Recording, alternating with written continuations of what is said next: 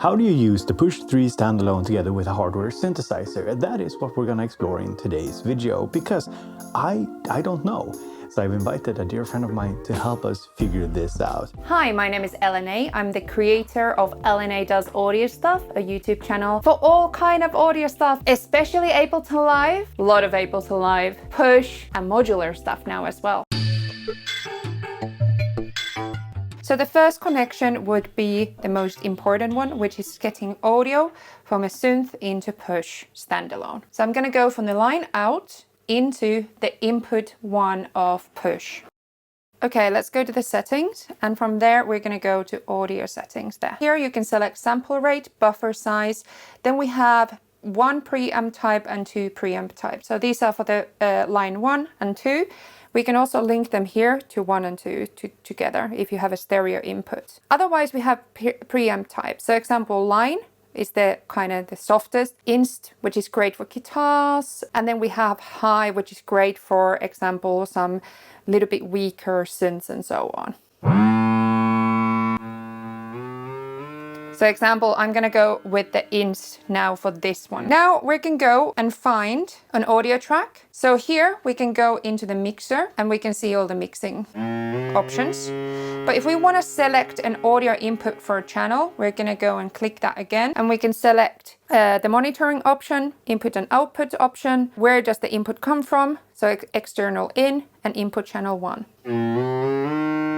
If we want to control the sounds of this synthesizer without push, we need to use the 5-pin MIDI cable. That looks like this.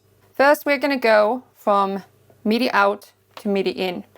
But as you can see, push doesn't have a 5-pin connection. So what do? Ableton also sells adapters, 5-pin MIDI cable adapters for your push. Obviously, I think there can be cheaper options as well if you want. I got a really nice bundle of CV cable adapters as well as these. MIDI out and MIDI in here. So let's go to an empty MIDI track, instrument, and external instrument. So from MIDI 2, push 3 MIDI out, channel 1, and then audio form is the channel 1 where we have our synth connected. This allows me now to play this synth with my push. That sounds great. Okay, I followed Lina's first few steps. I went into the settings here, set the input here to line. We can hear the synthesizer, and something that you need to be mindful of is that there's actually 2 different kinds of MIDI cables. So when you have these MIDI cables here that are mini jacked in MIDI, there are 2 types, type A and type B. So this one didn't work, so I need to try another one. And here's some good troubleshooting advice if you're having trouble with this. Firstly, you have the external instrument track. You see here, push 3 MIDI out.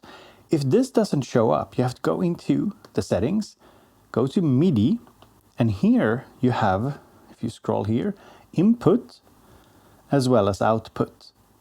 And I think you need to track and sync, have those turned on, at least that's what I did. But make sure that at least track, I think, is active, maybe sync as well.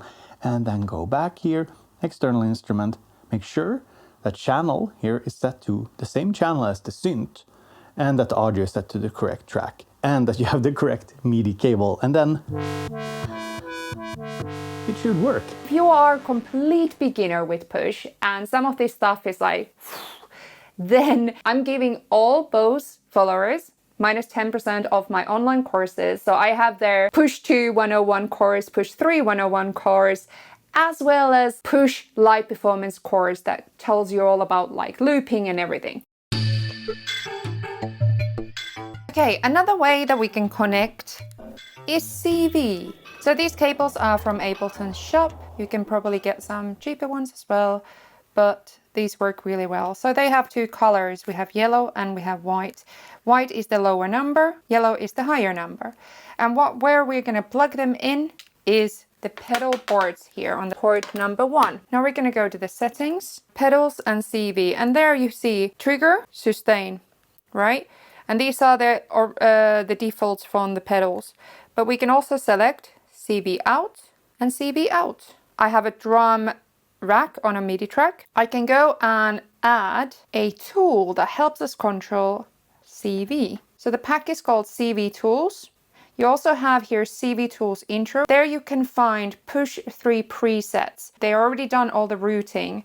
So example, you might have that the clock is channel number 5 and gate could be number 6 and so on. But if you want to check what the channels are, you need to open this up in Ableton Live. You can there do the presets and then you can just transform them into your push 3. So you can just design them by yourself. Otherwise you can use the presets. So here I could use example the first one, push 3 clock, plug it into channel the first one, the white one, and put it into in sync. You can hear the click.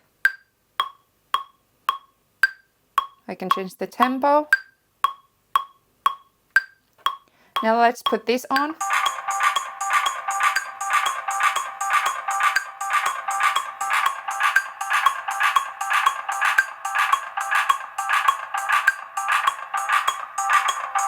Following the tutorial and setting up the Push 3 with a URAC modular synth wasn't that difficult, but there was one thing that confused me a lot. So let's see if I can explain it to you. First up, just like Lina said, you don't have to buy Ableton's cables.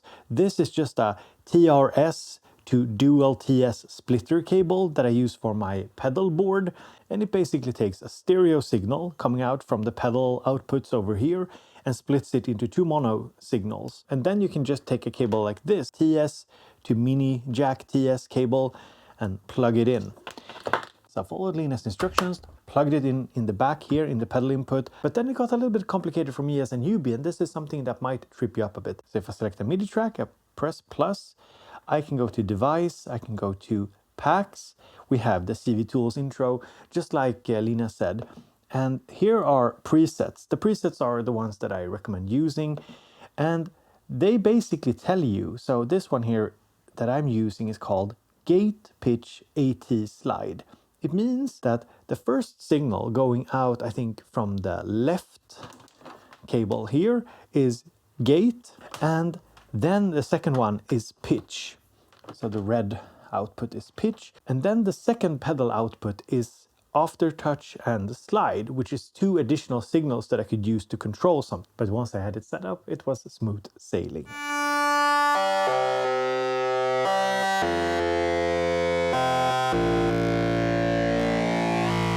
Now, before we move on with the video, I want to thank this year's Summer of Synth sponsor, DistroKid. So if you're looking for a way to upload your music to, say, Tidal, Apple Music, Spotify, or other online stores, but you're not quite sure where to start, go and check out DistroKid. There's a couple of reasons why I like DistroKid and why I use them. One of them is that they're very affordable at $22 a year for unlimited music uploads to all the relevant stores. Another reason is that they have a hyperfollow feature. So basically, when you upload your music using DistroKid, they also create this custom page where all of your links to all of the different stores and streaming services are gathered, so you don't have to put that together yourself, and you can just share one hyperfollow link to all your followers and listeners.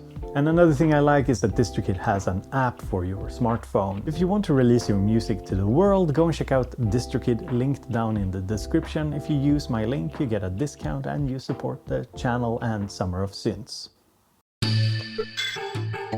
So very cool ways to control and record synths. I'm going to use the vocal sample, audio coming from the vocal sample into channel 1. So now we're connecting MIDI instead of CV. What happens is that when I press play here on my push, I can actually activate the vocal sample as well. Now in MIDI, we're going to add an external instrument, push 3 MIDI out, select another note by changing the channel.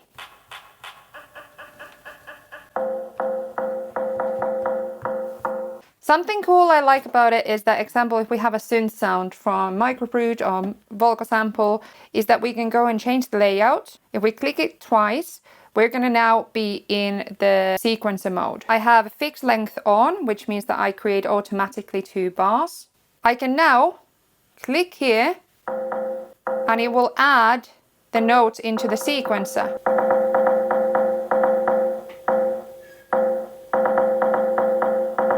Now, if I want to, I can go to an audio channel and I can record this as a clip into the audio channel, which is the easiest way to then make sure that you can actually capture properly everything that you're making. Instead of input channel, we're going to go put input type, and we're going to go put 2x instrument as the input. There we go. If I record activate this channel now by holding down the name there, now I can just activate one of these clips.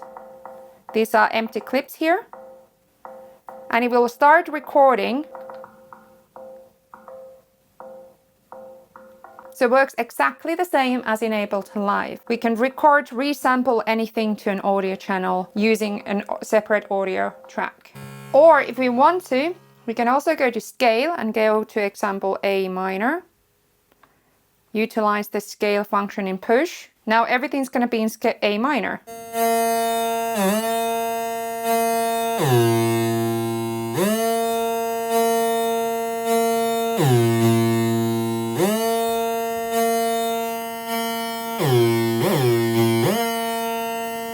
You can select the notes you want to use and add them to the sequencer in this area here. This allows us to then go here and add, example, some audio effects. So we can go and add device, audio effects, and then let's put some delay on it.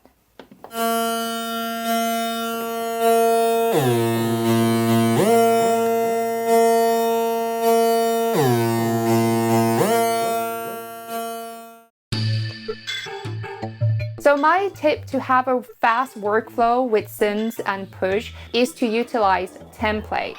But templates you do need to create in Ableton Live. So in there you can do all your MIDI mapping, you can do all kind of presets, for example, your CV tools, you can make sure that all the channels are correct and so on. After you have created the live set, that is the live set of your dreams, you can save it as a template. After this, make sure that your push is connected to same Wi-Fi as your computer. And make sure that your live is connected to your standalone push. And you're just going to drag and drop that template into the user library of your push. After that, you can just open up that template in your push and start creating instantly with your presets.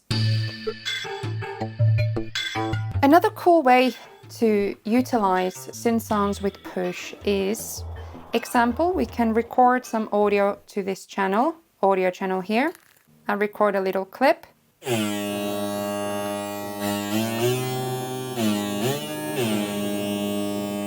I sampled very quickly what's in the microprod into here by just looping a little clip. It automatically recorded 2 bars length because I had fixed length 2 bars on. I can just go here and add as many as I want.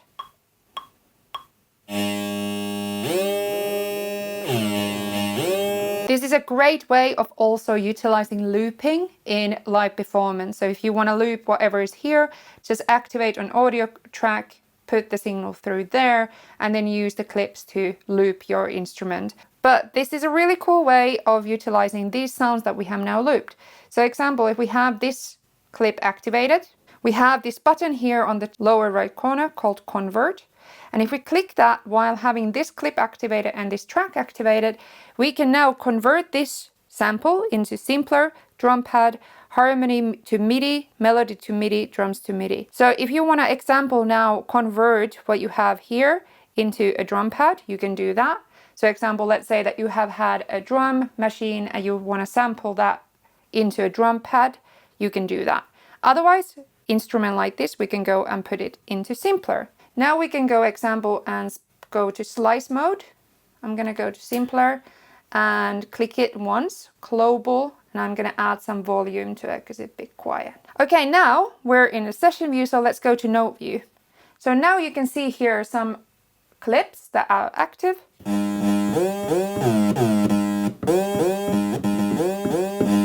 Now I can use what I just recorded here as a own instrument.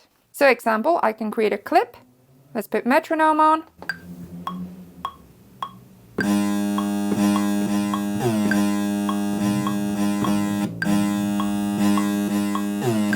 Now we have recorded a really cool loop using push that came from very fast from microbrute into push. Awesome. Another thing we can do is to connect apps that are capable to connect to Ableton Link. So we can go into here, settings, and then we go status, and then we have link here. So we can just turn that on. Now, example, I have here an app called Oxy. I can go Ableton Link, activate that, one link found. So now what this means is that my phone, app, and my Push 3 are connected. They are in a completely same tempo. Let's go and change the tempo.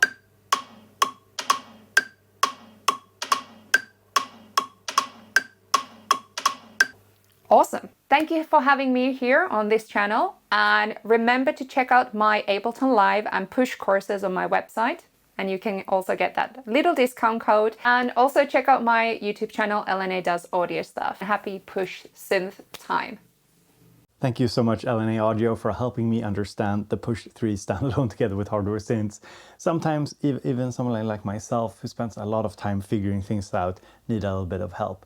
And if you want to go and support her, go and check out the links in the description. I love it when you all go and support the guests that I have on for Summer of Synths. It shows me and the guests that this has been worth it, because we do put in a lot of effort making these videos fun and entertaining and educational for you all. So I hope you have a great summer.